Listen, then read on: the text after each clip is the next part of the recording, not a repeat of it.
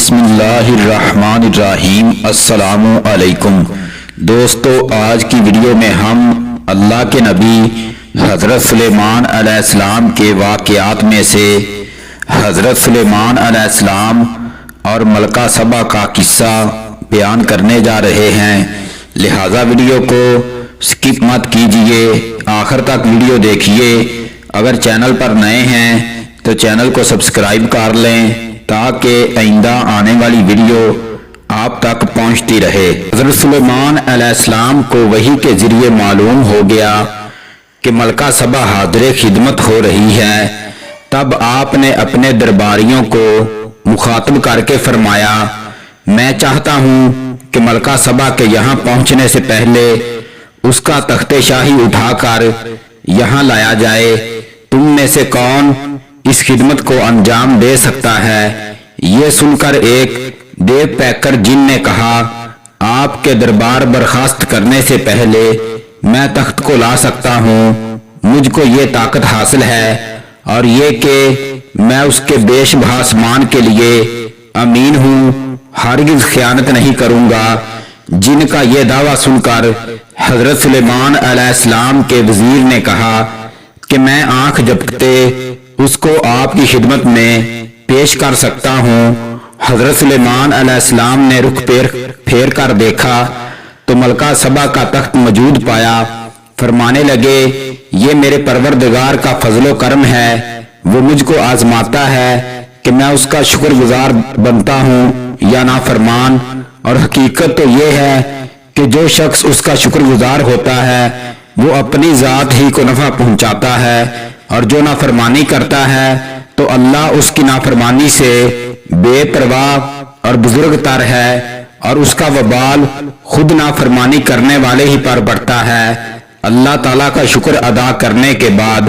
حضرت سلیمان علیہ السلام نے حکم دیا اس تخت کی ساخت میں کچھ تبدیلی کر دی جائے۔ میں دیکھنا چاہتا ہوں کہ ملکہ سبا یہ دیکھ کر حقیقت کی طرف راہ یاب ہوتی ہے یا نہیں۔ کچھ عرصے کے بعد ملکہ سبا حضرت سلیمان علیہ السلام کی خدمت میں پہنچ گئی، اور جب دربار میں حاضر ہوئی تو اس سے دریافت کیا گیا، کیا تیرا تخت ایسا ہی ہے؟ عقل مند ملکہ نے جواب دیا، ایسا معلوم ہوتا ہے، گویا وہی ہے، یعنی تخت کی ساخت اور مجموعی حیثیت تو یہ بتا رہی ہے کہ یہ میرا ہی تخت ہے، اور قدر ساخت کی تبدیلی اس یقین میں تردد پیدا کر رہی ہے، اس لیے یہ بھی نہیں کہہ سکتی کہ یقیناً میرا ہی تخت ہے۔ ملکہ سبا نے ساتھ ہی یہ بھی کہا، مجھ کو آپ کی بے نظیر قوت و طاقت کا پہلے سے علم ہو چکا ہے، اس لیے میں مطیع اور فرما بردار بن کر حاضر خدمت ہوئی ہوں، اور اب تخت کا یہ معاملہ تو آپ کی لسانی طاقت کا تازہ مظاہرہ ہے، اور ہماری اطاعت کے لیے مزید تازیانہ، اس لیے ہم پھر ایک مرتبہ آپ کی خدمت میں اظہار وفاداری اور فرما برداری کرتے ہیں۔ ملکہ نے ہم فرما بردار ہیں کہہ کر حضرت سلیمان علیہ السلام کے پیغام کی تعمیل کر دی اور اس کے مقصد کو پورا کر دیا، اور ملکہ کی مشرکانہ زندگی اور آفتاب پرستی مانے آئی کہ وہ حضرت سلیمان علیہ السلام کے پیغام کی حقیقت سمجھ سکے اور ہدایت کی جانب راہ یاب ہو سکے۔ اس لیے اب حضرت سلیمان علیہ السلام نے اظہار مقصد کے لیے دوسرا لطیف طریقہ اختیار فرمایا اور اس کی ذکاوت و فطانت پر مہمیز کیا۔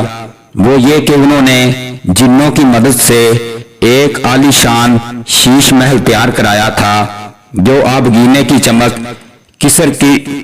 رفت اور عجیب و غریب صنعتکاری کے لحاظ سے بے نظیر تھا، اور اس میں داخل ہونے کے لیے سامنے جو صحن پڑتا تھا اس میں بہت بڑا حوض کھدوا کر پانی سے لبریز کر دیا تھا، اور پھر شفاف آبگینوں اور بلور کے ٹکڑوں سے ایسا نفیس فرش بنایا گیا تھا کہ دیکھنے والے کی نگاہ دھوکہ کھا کر یہ یقین کر لیتی تھی کہ صحن میں شفاف و شفاف پانی بہہ رہا ہے۔ ملکہ سبا سے کہا گیا کہ کسرے شاہی میں قیام کرے۔ ملکہ محل کے سامنے پہنچی تو شفاف پانی بہتا ہوا پایا، یہ دیکھ کر ملکہ نے پانی میں اترنے کے لیے کپڑوں کو ساکھ سے اوپر چڑھایا۔ سارے کا سارا محل اور اس کا خوبصورت صحن چمکتے ہوئے آبگینے کا ہے۔ ملکہ کی ذکاوت و فطانت پر یہ سخت چوٹ تھی جس نے حقیقت حال سمجھنے کے لیے اس کے قوائے عقلی کو بیدار کر دیا، اور اس نے اب سمجھا کہ اس وقت تک یہ جو کچھ ہوتا رہا ہے ایک زبردست بادشاہ کی قاہرانہ طاقتوں کا مظاہرہ نہیں ہے، بلکہ مجھ پر یہ واضح کرنا مقصود ہے کہ حضرت سلیمان علیہ السلام کو یہ بے نظیر طاقت اور یہ معجزانہ قدرت کسی ایسی ہستی کی عطا کردہ ہے جو شمس و قمر کا بلکہ کل کائنات کا تنہا مالک ہے، اور اس لیے حضرت سلیمان علیہ السلام مجھ سے اپنی تابعداری اور فرما برداری کا طالب نہیں بلکہ اسی یکتا ذات کی اطاعت کی دعوت دینا اس کا مقصد ہے۔ ملکہ کے دماغ میں یہ خیال آنا تھا کہ اس نے فوراً حضرت سلیمان علیہ السلام کے سامنے ایک شرمسار اور نادم انسان کی طرح اللہ کی بارگاہ میں یہ اقرار کیا، ساری کائنات کے پروردگار، آج تک ماں سوا تیرے غیروں کی عبادت کر کے میں نے اپنے نفس پر بڑا ظلم کیا، مگر اب میں حضرت سلیمان علیہ السلام کے ساتھ ہو کر صرف ایک تیری ہی ذات پاک پر ایمان لاتی ہوں، تو تمام کائنات کا پروردگار ہے۔ اس طرح حضرت سلیمان علیہ السلام کے پیغام کی حقیقی مراد تک پہنچ کر اس نے دین اسلام اختیار کر لیا۔ اسلام قبول کر لینے کے بعد حضرت سلیمان علیہ السلام نے ملکہ سبا سے نکاح کر لیا اور اس کو اپنے ملک میں جانے کی اجازت دی، اور حضرت سلیمان علیہ السلام گاہے گاہے اس سے ملاقات فرماتے رہے۔